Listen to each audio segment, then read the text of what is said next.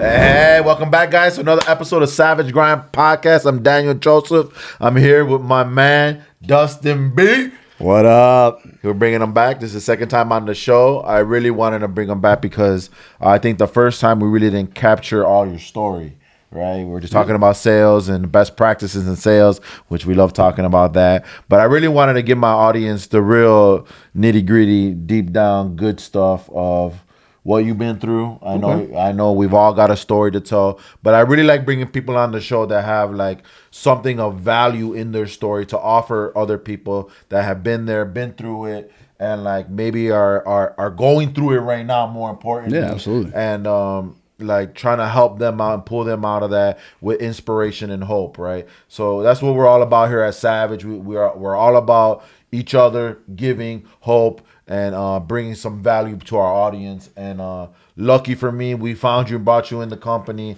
and you've been a phenomenal, just rock star. You and your man Donovan have bring that extra energy. And that's my boy.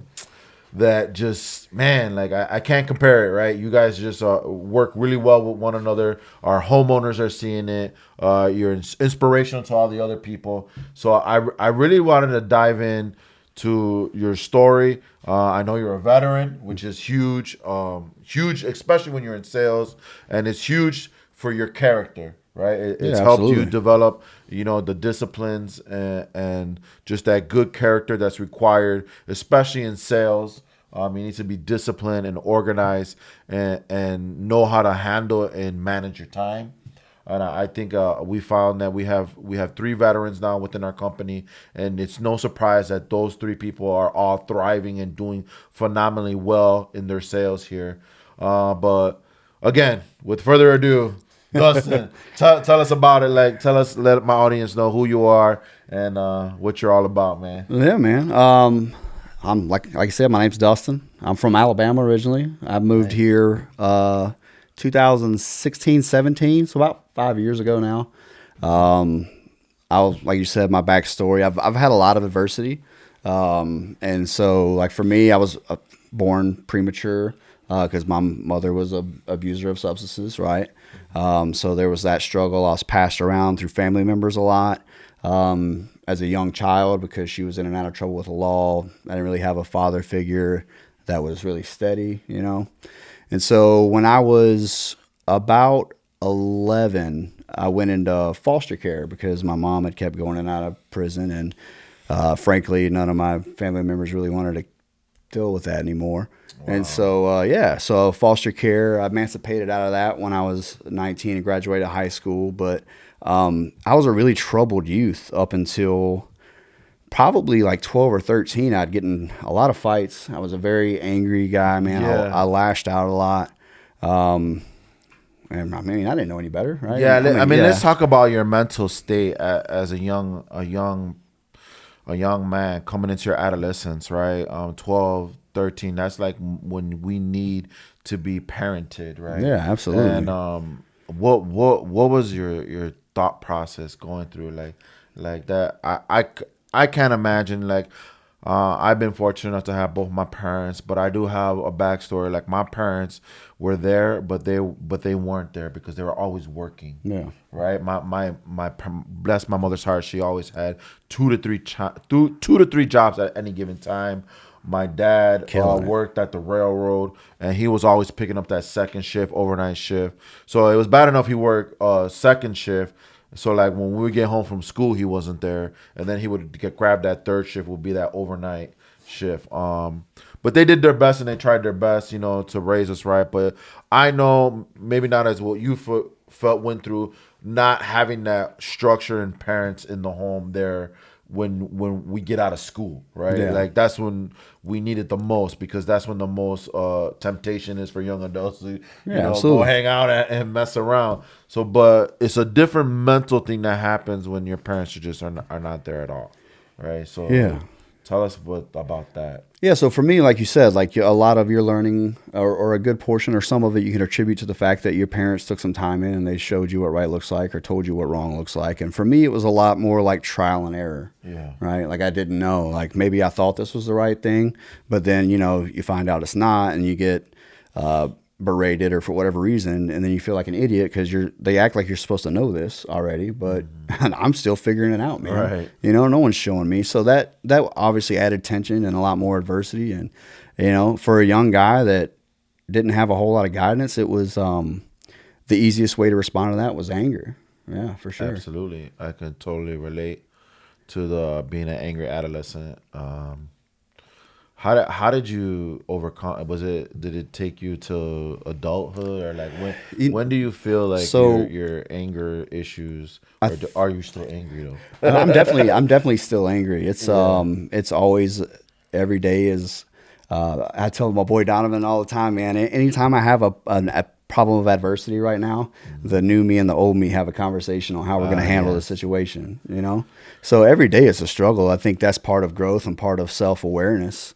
I think for me, when I started being self-aware that I really needed to get this in control, I was 12, and I beat a kid into a 2-week coma. Oh wow. Yeah. So just to give you the quick story, I went to middle school with a cousin of mine. Now, I told you I didn't have a very good parent upbringing, but my grandfather, my mother's dad, was a saint, and he was literally the only person in my life that, you know, made me feel like I was loved and cared for, things like And that. what was his name? Fred Martin. Yeah, he was my pawpaw. Yeah. Shout out to Papa Fred Martin. Yeah, Thank and God for those. absolutely. And so I have a cousin, Tori, who every weekend we spent together at his house, and she's only a month older than me. So we grew up. Okay, We had a very close relationship. And long story short, dude in my school struck her. I saw it, and I broke every bone on the left side of his face. Yeah. And that's when I was like, yeah, I can't be doing stuff like that, because they sent me to juvenile boot camp, prison, whatever you want to call it. And that was kind of when I decided, and I had a lot of reflection. And honestly, a lot of people. So you went through that like ROTC program they had. For delinquent juveniles, for sure. And a lot of those people there. They've done that, doesn't help. Yeah, for sure. For sure. But I think at that point I realized that, like, dude, I don't want my whole life to be this. Like, this is what probably my mom's whole life was like. This is probably what my dad's whole life was like. And someday, at some point, I hope to produce something of an offspring, and I don't want that to be what they see from me. Yeah. So I think that was kind of where everything started to click and change. Thank God. Yeah. Because you do have three beautiful children. Three Beautiful children. And lucky for them, they all look like the mom. Yeah, for sure. 100%. Beautiful blue-eyed babies. I'm glad that you were able to come that, and then you had, lived your dream. You got your own children, and you're raising them right. But besides that, was there something in adulthood that really like changed it more than that, or you just knew that? As far as like, what are you asking? Like the whole anger thing, like honing it, managing it, because I feel like there's a lot of people out there. You see it every day in society right now, right? Whether if it's like gun violence or domestic violence or road rage, like people don't know how to manage their inner beast, right? And I think it's for me, it's been discipline, right? Yeah, and absolutely. like having that conversation with yourself and like learning and knowing like, hey, I can't act like this. I need to like take a minute and pause and have that conversation with yourself, because you know the outcome. Yeah. Right. I think for me, where that really started to happen was probably when I joined the military. Honestly, Awesome. I was about that. I was still a pretty angry guy in college, so I didn't change at that point. But I've always had I'm very patriotic. I love being from the United States of America. I have a very high affinity to it. I know that we have problems that we need to fix, but at the end of the day, I still think we're better than everyone else. Absolutely. I agree. America. And so I always had the military was always something I had thought of, but then, sports kind of came along and I gave that a shot, and I left college to join the military. Right. And so when I joined the military, I found out it was something I was very good at. It's something I enjoyed and something that I wanted to progress in. But I was still like that guy that would lash out, right? And the way that I would lash out wasn't constructive, because we all know, or you should know in the military, that it isn't always the nicest form of correction, right? But it always has to be a way that the person being corrected learns. Right. That's the idea, is to teach and to progress and to learn. And so I kind of had one of the guys that I really looked up to. His name is First Sergeant Terry Hamill. He retired as Command Sergeant Major Terry Hamill, and he pulled me aside. He's like, "Hey man, like your knowledge and your passion and literally everything about that is exactly what we look for in leaders. But the way you carry yourself is like a pissed off teenager and no one wants to fucking deal with you." Yeah. And I was like, all right, that's fair. He's like, if you ever want to become anything that you have the potential of becoming, you got to figure that out. And that's amazing. And he saw that in you, right? He seen that and he brought it to your awareness. And I think for you, that's like, wow, someone sees something in me of being more. And that makes you have a heightened awareness. Like, I could become more, I could be more. Someone believing in me, I have the potential. And that shows in your turnaround in the military as well. Because I know you do have some accolades in the military. I don't know if you're comfortable talking about it or Nah, not. we're good. Yeah, but I want to say thank you for your service, right? I appreciative of you coming out and joining our team and having that and bringing all those leadership qualities to here on Savage, because it's been like from day one you've taken that role and like been a go getter. Like, give me more responsibilities. Tell me what I need to do, and just really, really stepping it up and leveling it up. So, what can we talk about as far as leadership? Tell us, like, with the military, how does that tie into working with us at Savage and the leadership that you brought here? So for me, like the whole leadership thing, I've always found myself in positions where people would come to me and they'd ask me questions, ask me for advice, things like that. And so leadership has always been something that just naturally has come to me. Yeah. Right? I've always been the leader of people, team captains in sports and high school, things like that. And so to me, when I think of a leader, I think of someone that helps and shares their knowledge. Absolutely. Yeah. So I think we're both big Mm-hmm. fans of John Maxwell, right? Yeah. Yeah. John Maxwell says if you Maxwell's want to great. be a lead at anything, right, whether it be a leader or a warrior, if you want to be a lead at anything in life, you better get really good at helping people. Absolutely. Yeah. So And I think leadership for me is, like I said, helping and teaching.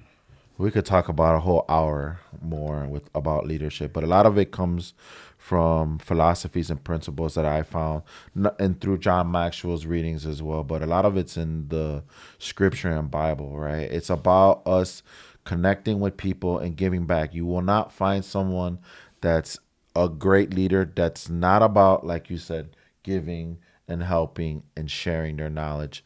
And coming back to, like, for me, for example, I've been lucky enough to be connected with some really good people in the industry that have found some success early on, and I've been able to talk to them. And most good people that are leaders want to share their story, right? They want to share their experiences and how they became successful. So I've been lucky enough early on when I first started to really connect with some good leaders to share them and mentor me through the beginning stages of our company. And it's no mistake. Now I'm trying to do the same and give that favor back. And not only that, duplicate myself and find other people that have those traits and qualities, bring them in. So with sales, it's such a high turnover rate. We continually going to have to train and mentor people. Yeah, So absolutely. I need people that are grounded with good values, core values that display these, that they care. Right. And it goes back to, I can't help but always go back to sales with this. To me, everything is correlated, related to sales, right? Because as humans, we're always interacting and talking. And when you can display good leadership, you usually have to talk and be believable. And when you're talking from the heart and being believable, that's conviction. Yeah, absolutely. Right. And when you're convicted and you're selling to your peers or your people that are within our organization and you're coming from the heart, they believe you and they will automatically follow you. Yeah, absolutely. And that's how I sell, right? And that's how I lead, is with conviction, because I have confidence, because I know I've done it, right? Yeah. I know I've been able to do a lot of the duties and jobs within our company, but I know I cannot do them anymore, so I gotta have people help me. Right? Yeah, absolutely. And that's how you grow, and that's how you scale. That's the cost of success, baby. Yeah, because if I, as much as I love doing, like my cameraman behind the camera here, Jose wants me to site his house. I know my time is limited because I have to grow the business and teach and mentor others and have them do it. Yeah. But we'll get it done, brother. For sure we will. Shout out to Jose Content. He's the man. He's the man behind the camera here, taking care of business. Head turn. Shout out to him. If you guys need some good audio, video, camera footage, look him up. He's on Instagram and Facebook.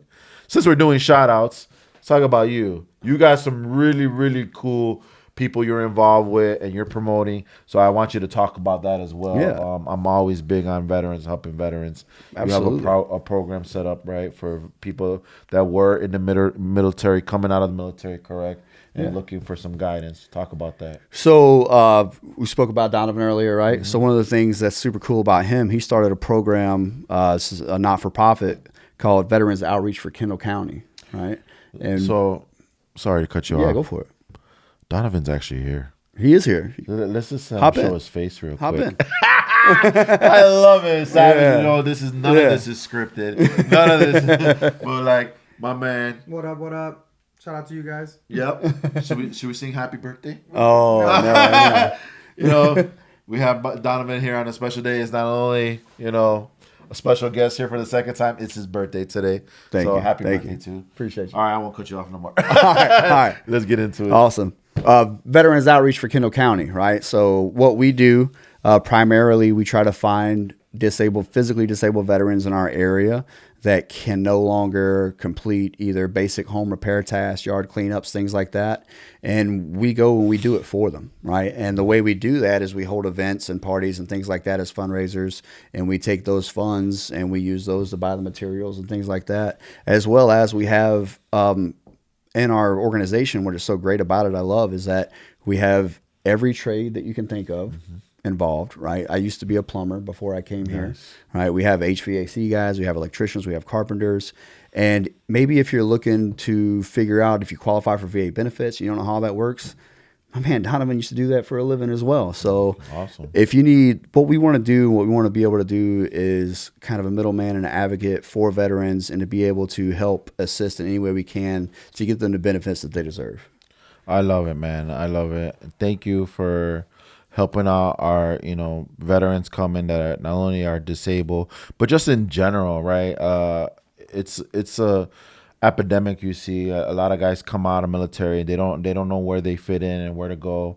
And you're able to extend a helping hand to them, help them, guide them through that process. So that's pretty amazing. You just kind of hit on a keynote of a reason why we do it that I didn't even bring up, right? Mm-hmm. Leaving the military, that lifestyle and this lifestyle are a 180. Yeah. There is almost nothing that resembles the other in the each. Right. And so it can be a confusing transformation.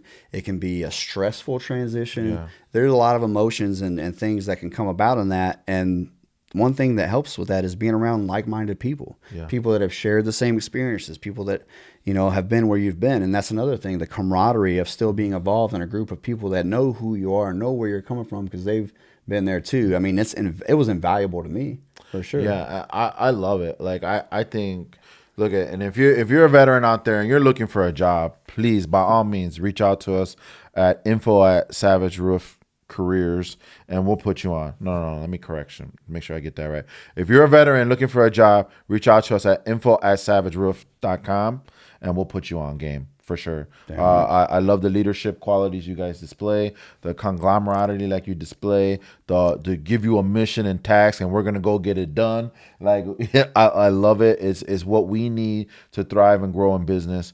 And if you're looking for a job, definitely we can help you out with that here at Savage. But man, you've been able to just take this role here and run with it, and so we're so thankful for that. So what holds for the future? What are you predicting? After me and Donovan kill it this year for you, and we make Savage a household name in the Oswego, Sandwich, Yorkville, whatever region, whoever you are out there, we're coming for you next. But after we do that, I think me and him are probably going to run your next office out there. And that's what I cannot wait. I love growth. I love expansion. I love getting in front of more people, right? Because literally that's what it's all about. For us, it's like it's not about how much money can I make off of one deal. Right? How many people can I help? Yeah, absolutely, 100%. How many more people can we grow on a wider scale and get in front of? And like that's the biggest problem most businesses have. Yeah. They're just people don't know how to find them, where to find them, where are they at, and like getting out there and scaling wide in different communities is literally how you create awareness that you're there to help. And I'll tell you what, man, if you're a homeowner that's watching this, I'll tell you in a conversation I had 5 minutes before I walked in the store with one of my clients, Miss Rosa. I'm not going to give her last name because that's probably not cool. But she's out of Joliet, and she filed a claim, and the insurance company came back with a repair, which isn't a full approval, right? But had she not hired a public adjusting firm like ours, who knows the rules and codes and regulations, she probably would have stuck with that repair. Yeah. Well, the phone call I made was to let her know that we're getting her a full roof replacement. And because we do know those things, and that's the value that we're going to bring to you. And she said, "You know what, Dustin? I thank God the day that you knocked my door." And that to me, that's I don't. Obviously, the commission check that's coming is going to be nice. I'm going to like that, but that's not going to feel as good as what that conversation was. And just like John Maxwell says, right? It's help as many people as possible get what they want, and eventually you'll get what you want. I kind of play that quote out, but I love it. Yeah, you know, absolutely. It's just like so in line with what we're doing here, and it holds true. And those are the testimonies and stories that I love, because it shows the need for why it's important to have a public adjuster. The insurance company is fighting against our model every single day, and we have to evolve with them. So it's here what we're doing at Savage and Legendary. We're hosting classes for public adjusting to better our salespeople so they're more knowledgeable, more professional, more confident. They can talk with conviction to their adjusters that the insurance company is talking about. They can't kick them off the roof because they have a license. So that's what we're doing. We're like leveling up and evolving with the insurance game. Like, you want knowledgeable people that can come out and represent you properly, right? So you have been phenomenal doing that. That's a phenomenal story, and like that's what we're trying to do. We're trying to help people get them, because the insurance company, they're billionaires, trillionaires. If not some of them, Big Blue, Big Red, they're making 12 figures every year. Easy. Their bonuses are never cut short ever, you know. So getting the homeowner to understand that is crucial, that hey, we're in this together. We're fighting Big Red, Big Blue, Green, whatever the colors are of their companies, but like they don't have your best interest in mind. They're a business as well, and those businesses are based off of margins and money, and how can they save money. And when we bring people like you into business to help more people, clients and homeowners, everybody wins. Right, everybody wins. Right, even at the end of the day, the insurance companies are taking premiums and saying they're gonna help their homeowners out and give them in time of need. Like, we need to hold them accountable for that. Yeah, absolutely. We need to hold their feet to the fire. Like, this is what the policy says, and we're not changing anything outside of what the policy says. We didn't write the policies; they wrote the policies, right? So, with that note, birthday boy. Big plans tonight?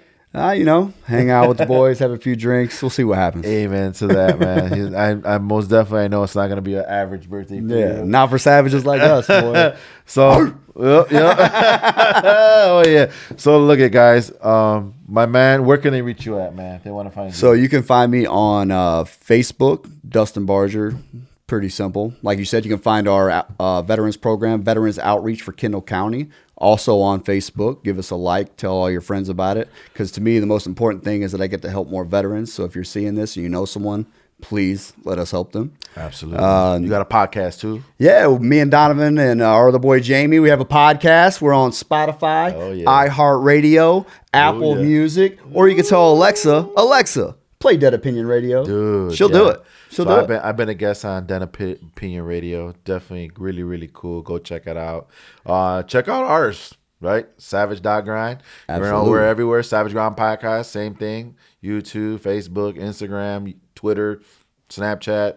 DBar205. There you go. Look us up. And I want to give a special shout out to my man, Victor, the barber at Show Prosper in Joliet. If you're in the Joliet area, go check him out. He's the man. He can cut your hair, line you up clean and smooth, so maybe you get that date you need to get some. Hey, But I really love his brand, Shall Prosper. No weapon formed against me shall prosper. So I really love that because it's biblical, and I really stand by it, and it's my body armor today. So shout out to my man Vic, and man, like everybody, how we say always, don't be average. Go be savage today. I love y'all.